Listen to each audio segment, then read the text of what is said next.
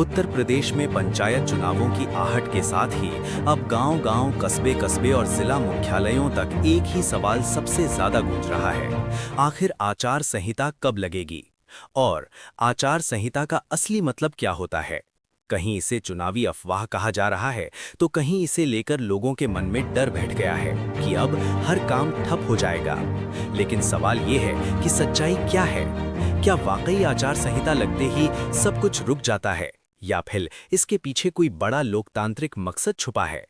आज की इस खास और एक्सक्लूसिव रिपोर्ट में हम आपको आचार संहिता से जुड़ी हर एक बात बिल्कुल सरल, साफ और जमीन से जुड़ी भाषा में समझाने वाले हैं। सबसे पहले समझते हैं आचार संहिता आखिर होती क्या है।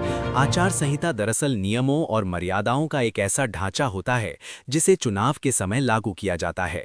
इसका उद्देश्य ये होता है कि कोई भी राजनीतिक दल, नेता या सरकार अपनी सत्ता और सरकारी मशीनरी का दुरुपयोग न कर सके।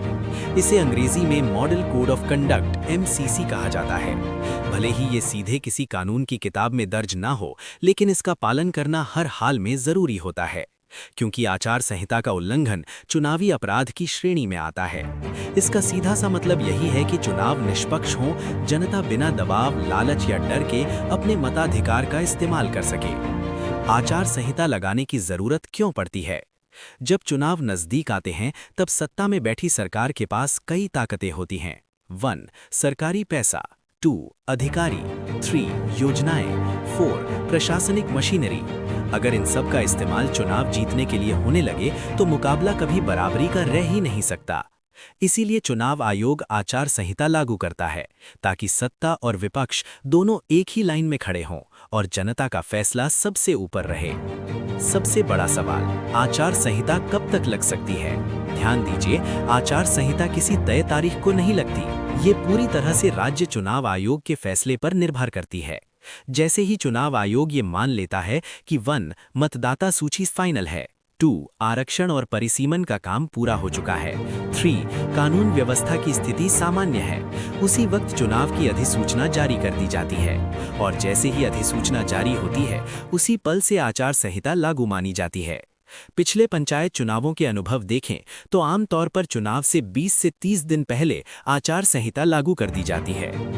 आचार संहिता लगते ही क्या-क्या बदल जाता है? सबसे पहला असर सरकार और प्रशासन पर पड़ता है। 1. कोई नई योजना घोषित नहीं हो सकती। 2. कोई नया शिलान्यास नहीं हो सकता। 3. वोटरों को प्रभावित करने वाली घोषणाओं पर रोक लग जाती है। हालांकि 1. जो काम पहले से स्वीकृत और शुरू हो चुके हैं। 2. सड़क, नाली, भवन जैसे विकास कार्य वे चलते रहते हैं, लेकिन उनका चुनावी प्रचार नहीं किया जा सकता। यानी साफ है, विकास नहीं रुकता, प्रचार रुकता है। गांव स्तर पर आचार संहिता का असर। जैसे ही आचार संहिता लागू होती है, 1. ग्राम प्रधान, 2. ग्राम सचिव, 3. ब्लॉक स्तर के अधिकारी, सबकी शक्तियां सीमित हो जाती हैं। 1. नए काम पास नहीं किए जा सकते। 2. किसी खास व्यक्ति या समूह को फायदा पहुंचाने वाले फैसले नहीं लिए जा सकते। 3. पंचायत बैठकों पर भी आयोग की कड़ी नजर रहती है। इसी वजह से गांवों में हलचल तो बढ़ती है, लेकिन सरकारी कामकाज की रफ्तार धीमी हो जाती है। क्या आम जनता के काम रुक जाते हैं? ये सबसे बड़ा भ्रम है। जवाब है बिल्कुल नहीं। 1. जन्म प्रमाण पत्र, 2. मृत्यु प्रमाण पत्र, 3. Ration card, 4. पेंशन, 5. छात्रवृत्ति जैसे जरूरी और रोजमर्रा के काम चलते रहते हैं। अस्पताल, स्कूल, बिजली, पानी, पुलिस, इन सेवाओं पर कोई असर नहीं पड़ता। नेताओं पर सबसे ज्यादा पाबंदी। 1. सरकारी पैसे से प्रचार नहीं। 2. सरकारी गाड़ी का चुनावी इस्तेमाल नहीं। 3. सरकारी मंच से वोट नहीं मांगे जा सकते। 4. सरकारी विज्ञापनों पर रोक, ताकि कोई भी सरकार अपने काम गिनाकर वोट न बटोर सके। पंचायत चुनाव से पहले दिखने वाले संकेत। आचार संहिता से पहले ही गांवों में माहौल बदलने लगता है। 1. बैठकों का दौर तेज, 2. समर्थकों की संख्या बढ़ती, 3. सोशल मीडिया पर सक्रियता, 4. गांव की राजनीति गर्म। ये सारे संकेत बताते हैं कि चुनाव ज्यादा दूर नहीं है। क्या आचार संहिता से चुनाव टल सकते हैं? सामान्य हालात में नहीं। आचार संहिता लगने का मतलब यही होता है कि चुनाव तय समय पर होंगे। हाँ, 1. कोर्ट का आदेश, 2. या गंभीर कानून व्यवस्था की स्थिति, तभी चुनाव टल सकते हैं। अब सबसे बड़ी खबर, ग्राम प्रधानों को लेकर बड़ा फैसला। उत्तर प्रदेश की राजनीति और ग्रामीण व्यवस्था से जुड़ी एक बेहद अहम खबर इस वक्त सामने आ रही है। प्रदेश के लाखों गांवों में वर्षों से सत्ता संभाले बैठे मौजूदा ग्राम प्रधानों के कार्यकाल को लेकर प्रशासन ने बड़ा फैसला लिया है। 1. वो तारीख तय कर दी गई है जिस दिन तक सभी मौजूदा ग्राम प्रधानों को अपने कार्यकाल का पूरा हिसाब किताब यानी विकास कार्यों का बस्ता जमा करना होगा। ये फैसला 1. ग्राम प्रधानों, 2. ग्राम सचिवों और आने वाले पंचायत चुनाव तीनों के लिए बेहद अहम माना जा रहा है।